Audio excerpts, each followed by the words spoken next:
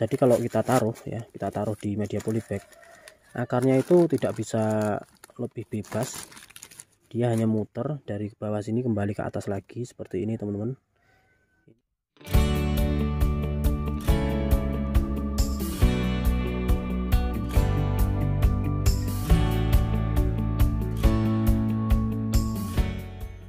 Assalamualaikum warahmatullahi wabarakatuh. Halo teman-teman, jumpa lagi dengan saya di AHM Farm Channel.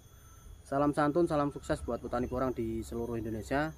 Hari ini saya akan mencoba mereview tanaman porang dari bibit katak ya. Ini nanti akan kita lihat seperti apa sih perkembangan umbinya ketika memasuki tunas ketiga. Ini di bulan Maret ya, nanti kita coba bongkar.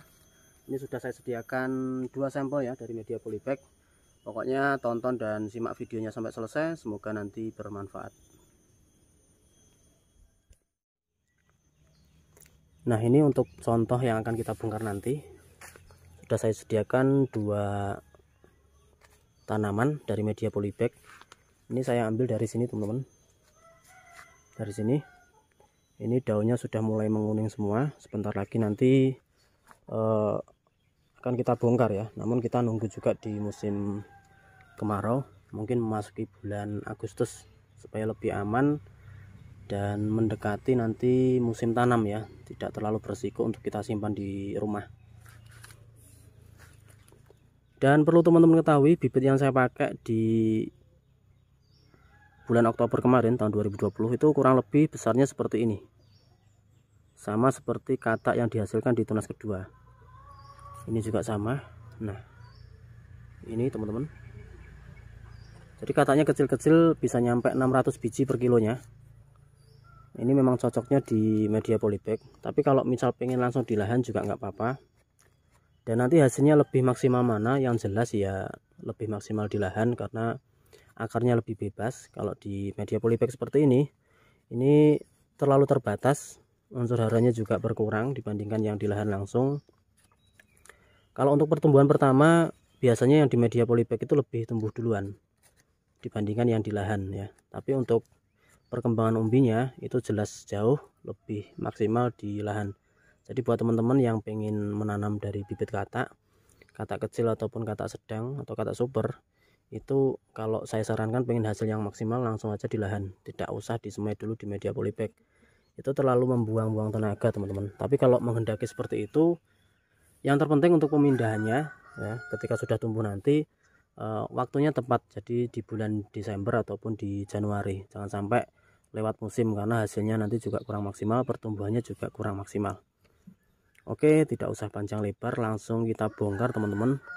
Kita lihat nanti umbinya seperti apa. Oke ya, yang ini dulu. Ini dari bibit katak. Ini tunas pertamanya sudah mati. Kita bongkar.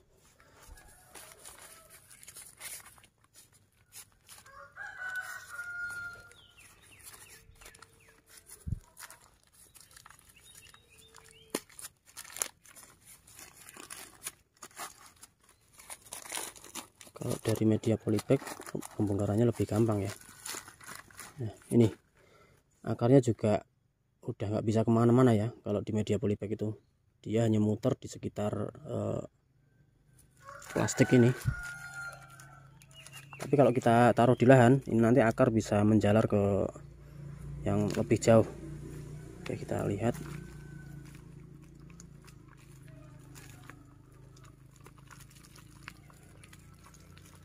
Coba kita cuci aja ya.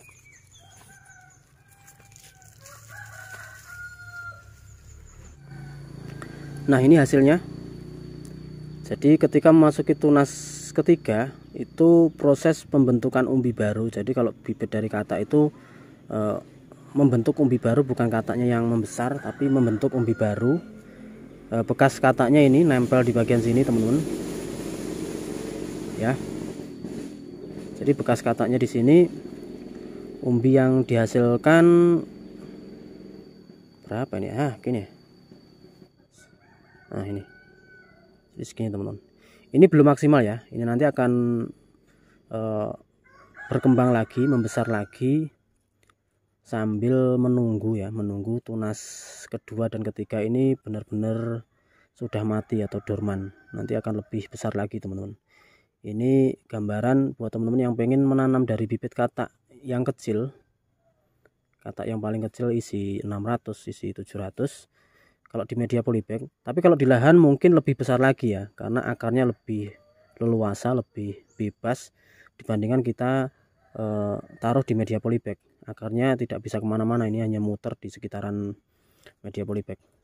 Ini sudah lumayan ya kalau mau kita pakai bibit di musim tanam nanti di tahun 2021 ini. Besarnya cukup untuk ukuran katak mini seperti ini, tapi akan lebih maksimal kalau kita tanam di lahan. Oke, kita coba bongkar satunya lagi.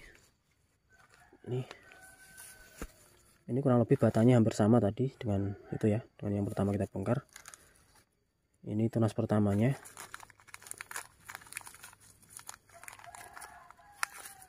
Jadi kalau kita taruh ya, kita taruh di media polybag, akarnya itu tidak bisa lebih bebas. Dia hanya muter dari bawah sini kembali ke atas lagi seperti ini teman-teman. Ini yang jelas nanti untuk perkembangan dan pembesaran umbinya atau proses pembentukan umbi barunya juga kurang maksimal. Oke, coba kita cuci dulu. Nah, ini untuk yang tanaman yang kedua. Kalau kita lihat umbinya belum terlalu besar juga, masih berapa nih ya, segini. Lebih besar yang pertama tadi, ini ya, lebih besar. Dan kalau kita lihat dari katak, nah ini, jadi katak itu sebetulnya bisa jadi ukuran. Kalau kataknya di sini besar, biasanya umbi yang di bawah juga besar. Nih segini. Tapi kalau kita lihat di sini, ini kataknya lebih kecil, umbinya juga kecil. Jadi kalau teman-teman pengen tahu, itu dari ukuran katak sudah bisa diperkirakan. Ada beberapa tanaman porang yang kataknya kecil, ada juga yang kataknya besar, berarti itu menandakan umbinya juga nggak bisa sama. Kalau kataknya kecil biasanya umbinya kecil, kataknya besar itu umbinya juga besar. Ini nanti masih akan membesar lagi karena masih ada waktu sekitar 2 bulan teman-teman, dari bulan Maret ya, April, Mei. Jadi puncaknya nanti di Mei, nanti akan dorman di tunas keduanya ini. Tunas ketiga juga sama, itu kan lebih maksimal lagi dan hasilnya pastinya lebih besar lagi. Dan nanti tunggu aja video selanjutnya ya, di bulan April atau bulan Mei kita lihat lagi perkembangannya seperti apa. Kalau yang ini di tunas ketiga di bulan Maret ya, udah ada umbinya, katanya sudah hilang.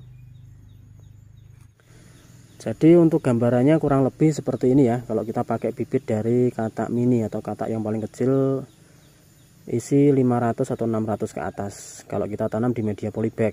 Tapi kalau kita pakai di lahan, yang jelas lebih maksimal lagi dan hasilnya lebih besar lagi.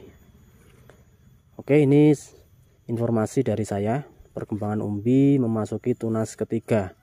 Apabila ada pertanyaan bisa langsung tulis di kolom komentar atau mungkin langsung WhatsApp, telepon juga nggak apa-apa. Bisa tanya-tanya tentang tanaman porang. Dan sampai ketemu di video selanjutnya. Terima kasih. Assalamualaikum warahmatullahi wabarakatuh.